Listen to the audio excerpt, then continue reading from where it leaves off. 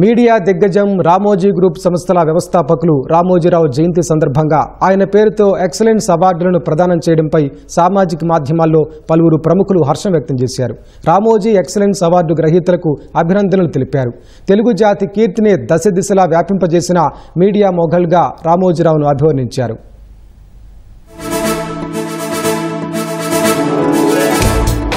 Media రంగంలో అనేక గొప్ప మార్పులకు రామోజీరావు నాంది పలికారని ఉపరాష్ట్రపతి సిపి రాధాకృష్ణన్ సామాజిక మాధ్యమాల్లో కొనియాడారు.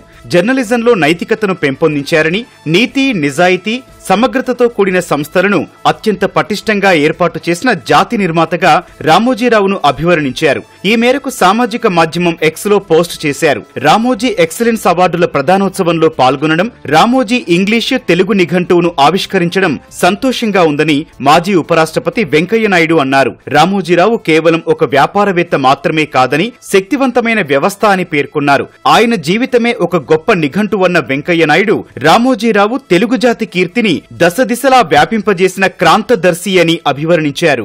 సామాన్యుడిగా మొదలై అద్భుత వ్యవస్థగా ఎదిగి భిన్న రంగాల్లో రామోజీరావు విజయాలను సాధించారని తెలంగాణ సీఎం రేవంత్ రెడ్డి ఎక్స్ వేదికగా పోస్టు చేశారు. జర్నలిజానికి మకుటం లేని మహారాజుగా వెలిగిన స్వర్గీయ రామోజీరావు జీవితం అందరికీ స్ఫూర్తిదాయకమని పేర్కొన్నారు. రామోజీ ఎక్సలెన్స్ జాతీయ అవార్డుల ప్రధాన కార్యక్రమం రామోజీ ఫిల్మ్ సిటీలో ఘనంగా జరిగిందని ఆంధ్రప్రదేశ్ సీఎంఓ ఎక్స్ లో పోస్ట్ చేసింది.